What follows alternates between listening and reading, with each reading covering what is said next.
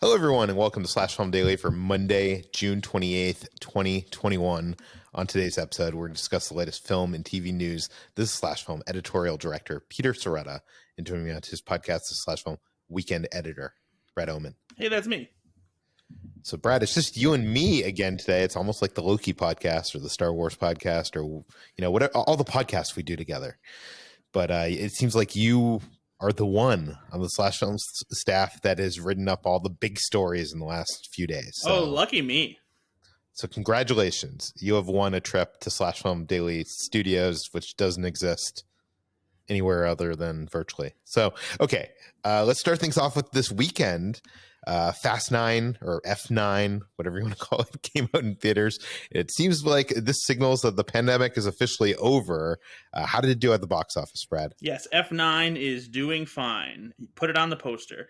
The ninth installment, well, I guess 10th installment of the Fast and Furious franchise, if we count Hobbs and Shaw, but the ninth proper movie had a huge weekend at the box office, raking in an estimated $70 million. Which is impressive by pandemic standards, beating A Quiet Place Part 2 as the previous record holder, which got around $48 million.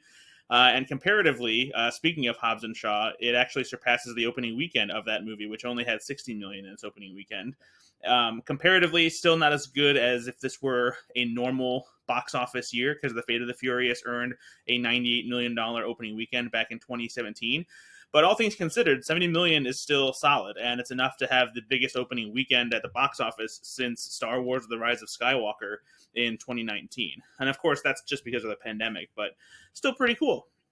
Yeah, it's about equivalent to the fourth film, Fast and Furious, but it's nowhere near the franchise's high of like $147 million with Furious 7. Yeah, that was huge. Also, just a fun little fact I'd like to mention, F9 resulted in a huge box office boost for Nobody because it was paired with it at drive-ins. And so since F9 was playing with Nobody saw an over 3,000% increase in its box office total in its 13th weekend on the charts. So that's pretty cool. That's funny. Okay, Brad, did you go to the theater to see this? I did, actually. I did a private screening with some friends, and a thoroughly enjoyable big screen experience. Very silly, exactly what I was expecting from the franchise. Not quite as good as their best. I would say it probably lands somewhere in the middle, but definitely has a lot of enjoyable set pieces and good stuff. Yeah, I'm sure we'll talk more about this on the water cooler, but I went to my local theater in Century City, and it was packed. There was just like so many people back seeing movie theaters.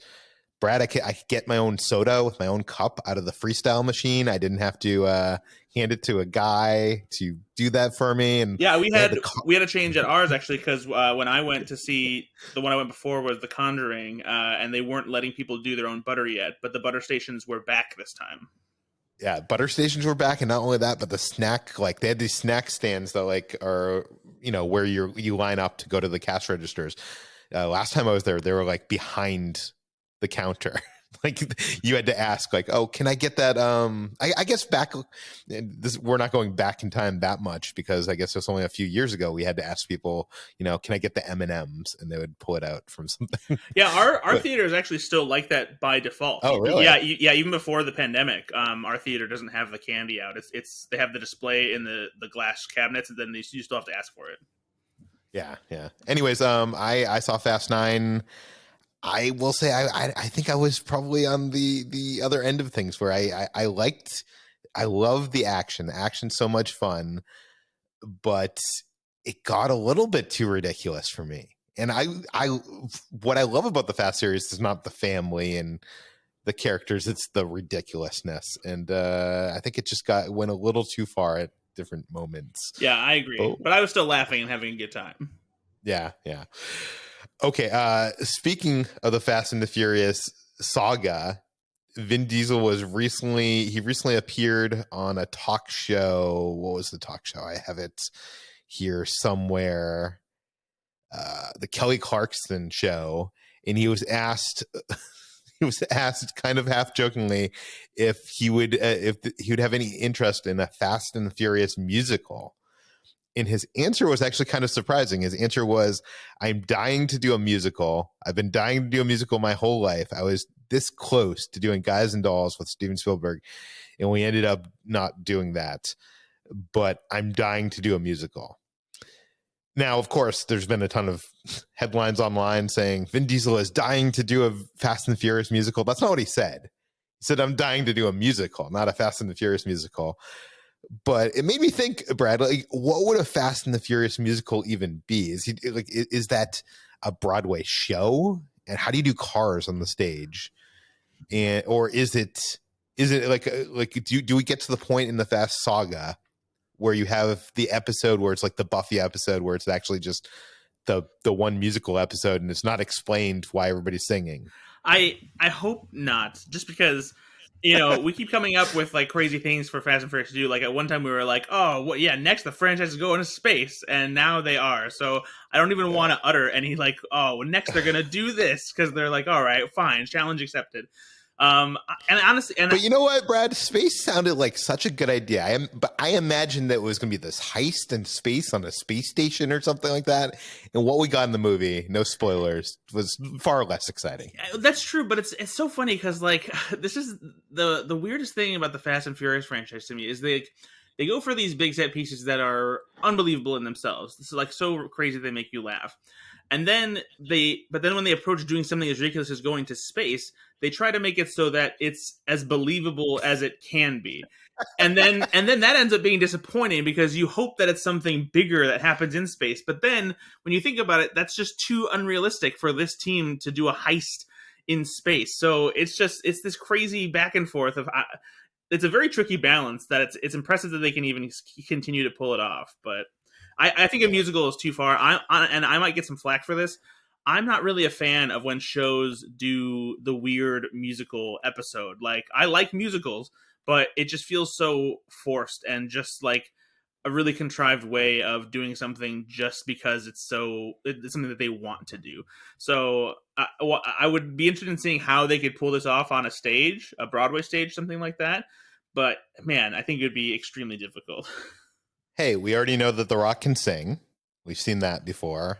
Vin Diesel apparently thinks he can sing. I think Dwayne Johnson can carry a tune. I'm not sure if he can full on sing. And Vin Diesel, I mean, the single speaks for itself. So. Yeah. You know what I would like to see is I haven't seen in Universal Studios in Florida, they recently, during the pandemic, they actually came out with a new stunt show called The Bourne Stuntacular. And it takes place in a theater, and they use this like technology that's almost like the technology you see being used to create The Mandalorian, where it's this huge screen that's in the background, a huge curved screen, and they're able to have buildings and stuff come up from the stage and move around along with what's being projected in the background, so it looks like you were actually in the middle of wherever. You could be like, people could be jumping from skyscrapers, it could be a car race. And I feel like as much as like film nerds love the Bourne series, I mean, I think everybody loves the Bourne series, but it doesn't have the enthusiasm behind it with general audiences that I think the Fast and the Furious series has. So I would love to see them do one of these stunt stage shows with this technology with Fast and the Furious.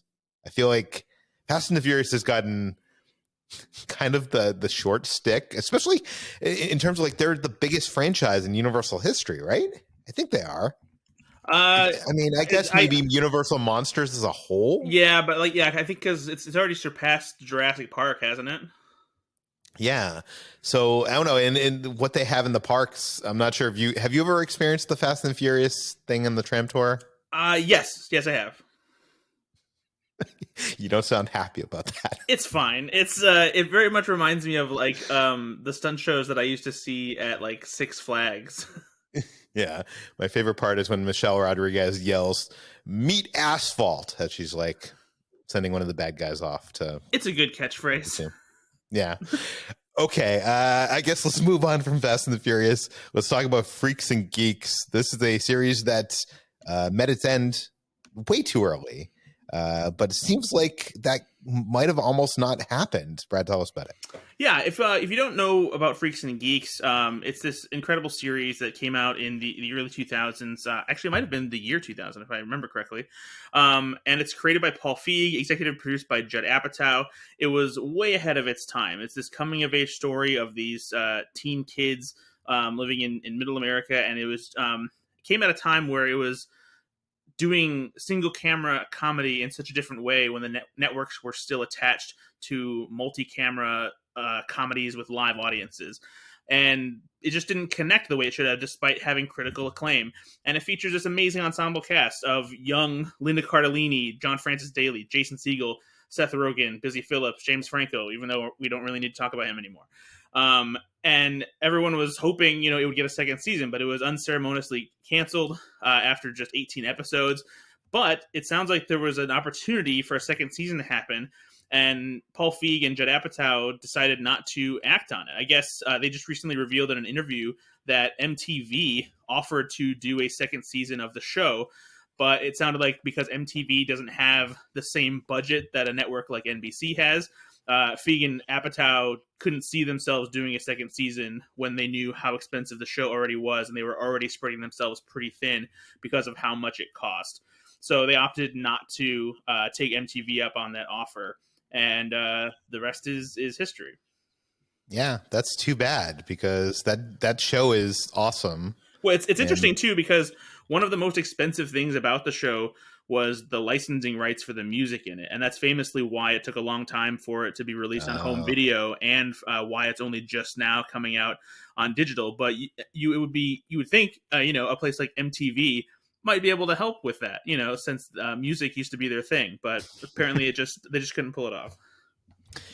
Everybody always talks about Freaks and Geeks, and Brad, I wanted to bring up this other show to you to see if you had seen it, because I don't know why people don't talk about this, but I hope you're going to say yes. I hope you were going to say that. Yeah, Undeclared, not quite as good as Freaks and Geeks, but a spiritual a spiritual sequel, and still very funny.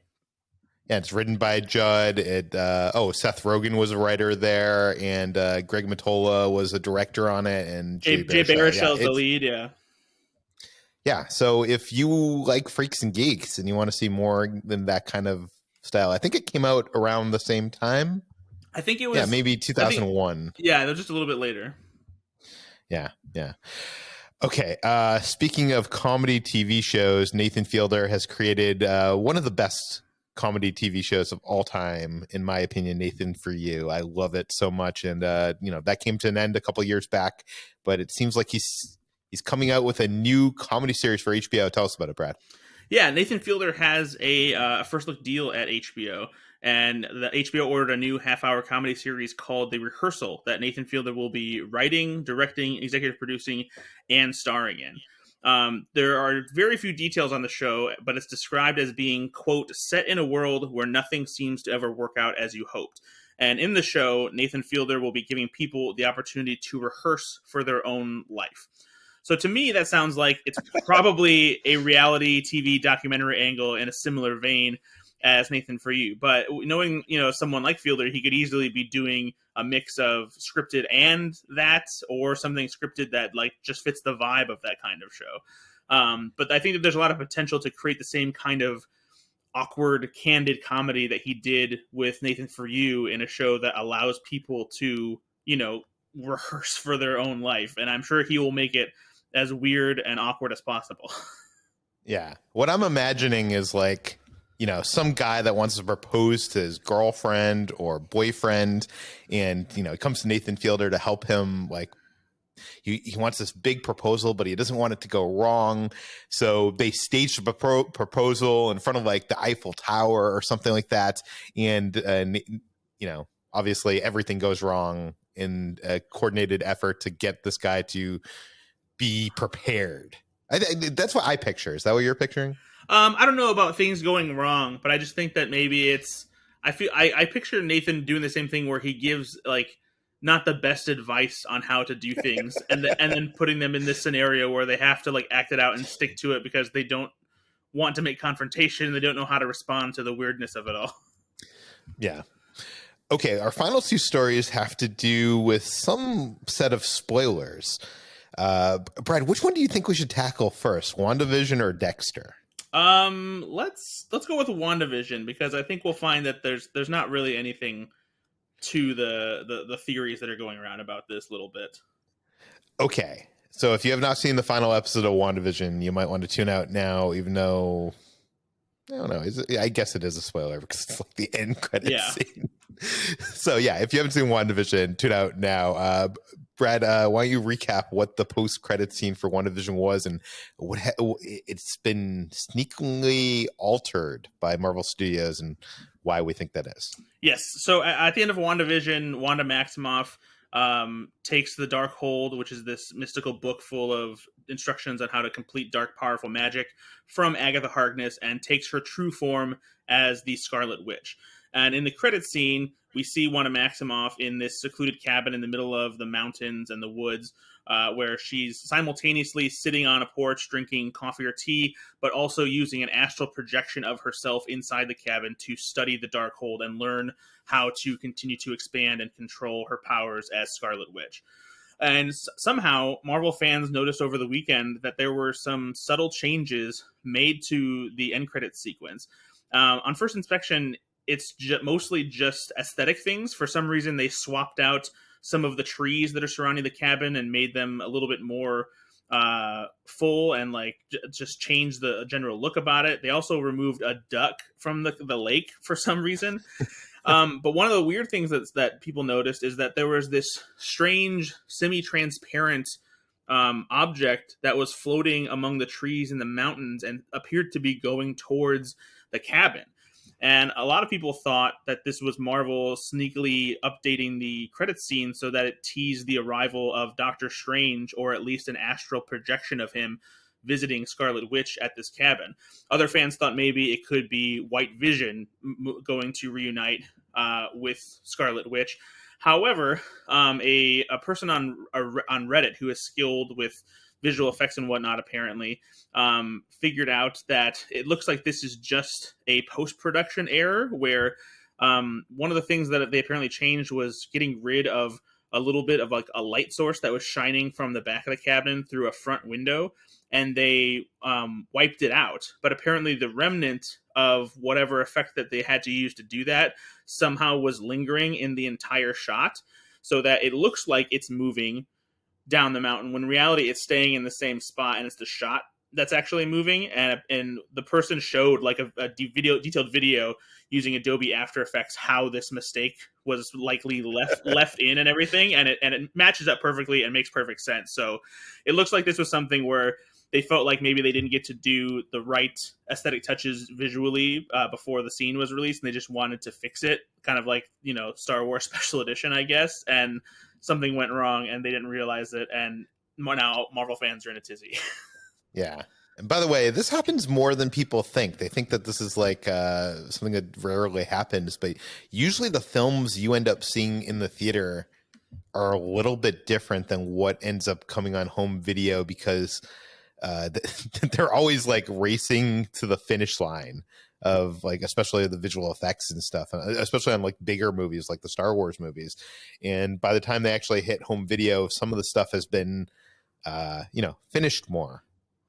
I don't want to say changed, like nothing significantly changed, but that does happen all the time. It is weirder in this respect because they had a lot of time because of the pandemic, and then it aired on TV on Disney Plus, and then they're replacing it on Disney Plus. But I guess it's the same thing, right? Like, yeah.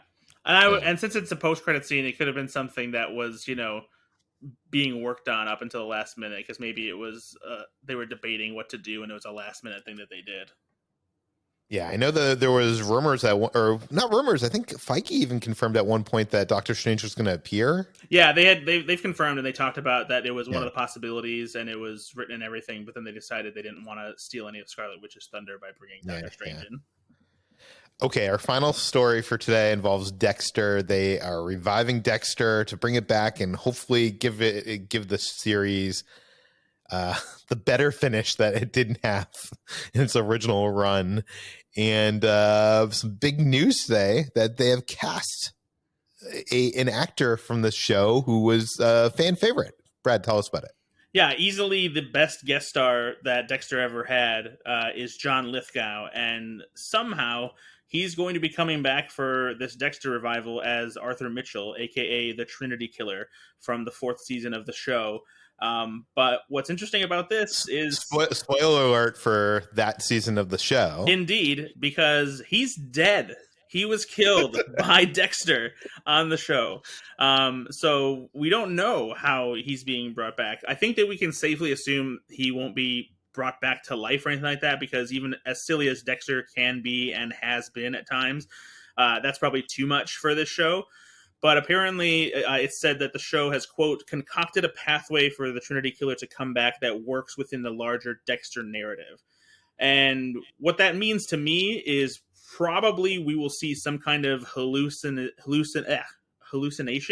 of the Trinity Killer, whether it's manifesting itself for Dexter or for another character. And what I'm thinking is that since Dexter has been carrying his dark passenger with him since he was a kid, the urge and ambition he has to kill, I wouldn't be surprised if maybe his son Harrison, who would be a teenager now, maybe has a dark passenger of his own. And since the Trinity Killer is responsible for killing his mother and leaving Harrison in a puddle of her own blood in that season, that maybe his dark passenger will manifest itself in the form of John Lithgow.